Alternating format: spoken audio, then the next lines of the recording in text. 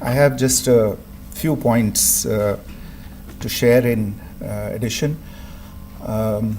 कल रात की पाकिस्तानी सेना की कायरतापूर्ण गतिविधियों से आपको कर्नल कुरैशी और विंग कमांडर सिंह ने पहले ही अवगत करा दिया गया है. These provocative and escalatory actions that were taken by Pakistan last night were targeted at Indian cities and civilian infrastructure, in addition to some military targets. The Indian armed forces responded proportionately, adequately and responsibly. ये जो हमले हुए कल रात को भारतीय सैन्य इकाइयों ने पर्याप्त रूप से और एक जिम्मेदाराना रुख अपनाते हुए इन हरकतों का उत्तर दिया.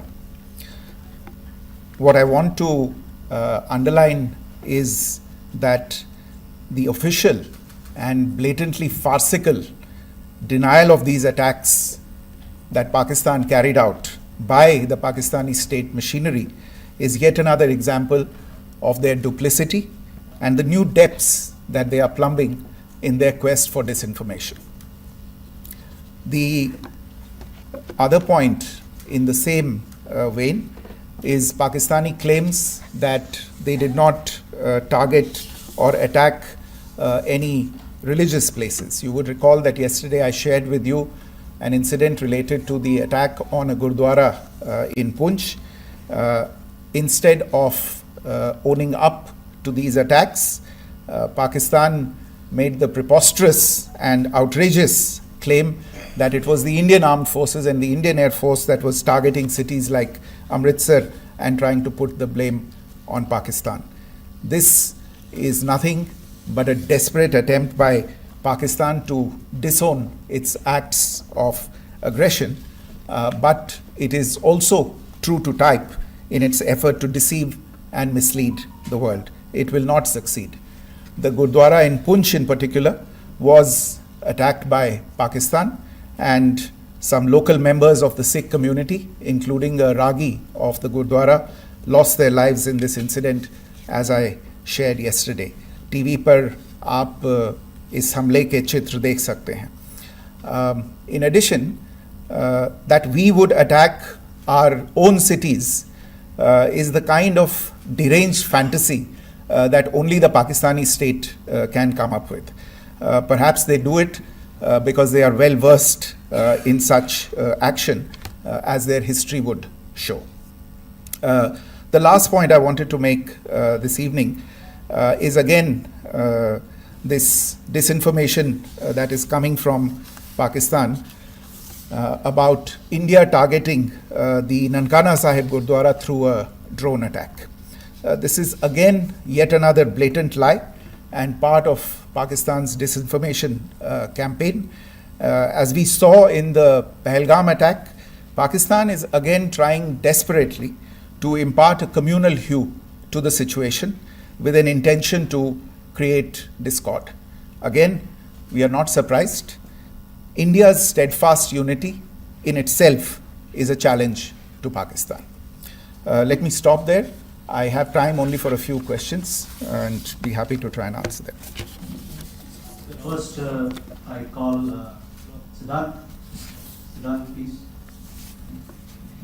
Hi, sir. I'm Siddharth from Beyond. So this is Siddharth, behind, please. The other Siddharth. Yes.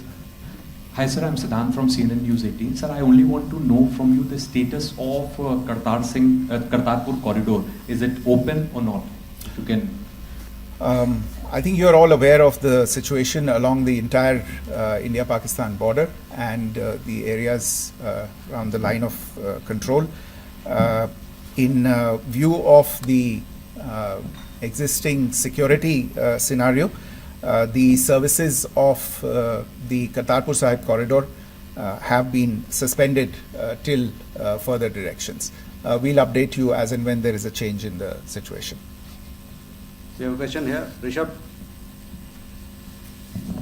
So, good evening, Rishabh from Times Now. So, you spoke about religious places being hit in Jammu. There's another religious place which is a Carmelite nun church that has been hit. What do you have to say about it? If you can explain that to us. Yeah, actually, we do have some information about this extremely regrettable and condemnable incident during heavy shelling across the line of control in the early morning of 7th May.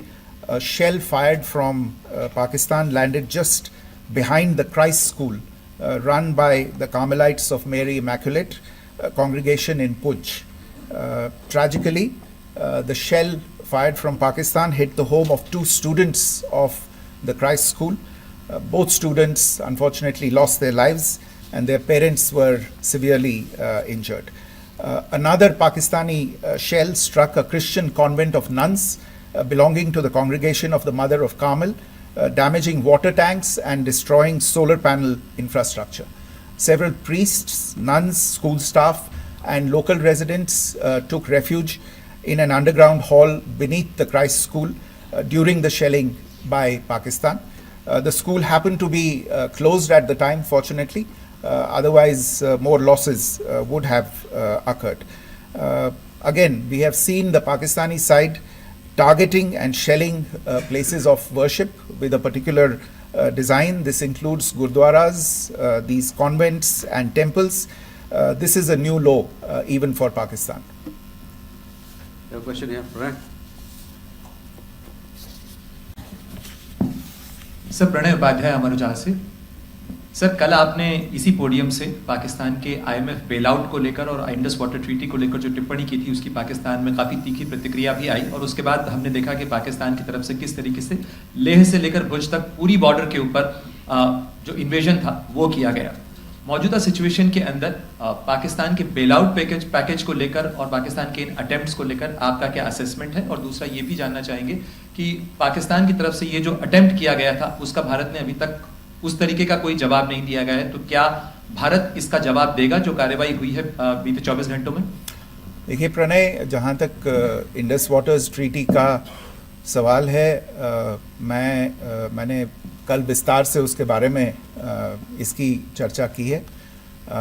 Indus waters treaty is in abeyance and as such I have nothing further to add to the decision that was announced by the Cabinet Committee on Security. जहाँ तक IMF bailout का सवाल है, आपको ज्ञान होगा कि IMF की आज मीटिंग हो रही है. हम वहाँ पे अपना पक्ष रखेंगे और जो हमारा मत है इन चीज़ों को लेके वहाँ पे साझा करेंगे दूसरे मेंबर्स के साथ. ये बोर्ड पे निर्भर है कि वहाँ पे क्या निर्णय होता है. और जहाँ तक जो कार्रवाई हुई है उसका जवाब देने का जो आपने जो प्रश्न उठाया है, जो आज ब्रीफिंग हुई है, जो आपको सूचना मिली है, मैंने भी कहा है कि जो आज सवेरे तड़के सवेरे जो गतिविधियाँ हुई, भारत ने उनका एक जिम्मेदाराना पूर्ण तरीके से और एक पर्याप्त तरीके से उसका जवाब दे दिया है. सिद्धांत. Hi sir, Siddhant from Beyond. Sir, the External Affairs Minister has spoken to many of his counterparts around the world. Yesterday he spoke to the US Secretary of State Marco Rubio. So what were the key areas of conversations during that call? Yes, the minister had a conversation with the US Secretary of State. As you can imagine, the focus of discussions was the terrorist attack in Pahalgam and the response that India mounted after that on the 7th of May. The Secretary of State shared his thoughts on these developments with the minister. The minister deeply appreciated the US's commitment to work with India in the fight against terrorism, and he also underlined the targeted measures that India had taken in connection with Op Sindoor. The minister also underlined that India would firmly counter any attempts at escalation from there. But in follow-up to that, as you are aware, there have been a number of other conversations. The minister had a conversation with the UK Foreign Secretary, David Lammy, today. There too, the discussion centered around countering terrorism, for which there must be zero tolerance. And I understand just a short while ago, the External Affairs Minister has also spoken to the Foreign Minister of Norway, Espen Barth Eide, which was also focused on recent developments stemming from the terrorist act in Pahalgam. One last question, Sudhi. Sir, Foreign Secretary, thank you for doing this. Sudhi Ranjan from Bloomberg. Foreign Secretary, India had struck Bahawalpur the other day, which is also connected with the murder of one of us, journalist Daniel Pearl. If you could give us an understanding of what exactly are the reports that you're getting. Well, you're right. Bahawalpur is the headquarters of the Jaish-e-Mohammed terrorist group that is proscribed by the United Nations. Its leader, Maulana Masood Azhar, is a proscribed individual. It is, you brought up the connection with the tragic death or killing of Daniel Pearl of the Wall Street Journal. The Jaish-e-Mohammed was in some way directly or indirectly responsible for the death of Daniel Pearl. But the real connection is through Ahmed Omar Saeed Sheikh, the British Pakistani jihadi who was held in India but was finally released in 2000, and he was the person who lured Daniel Pearl to his eventually leading to his murder. So these are all obviously connected figures, connected individuals, connected institutions, and the attack on Bahawalpur, on that facility of the Jaish-e-Mohammed in Bahawalpur is, I would imagine, a fitting part of this unfortunate incident. Thank you all.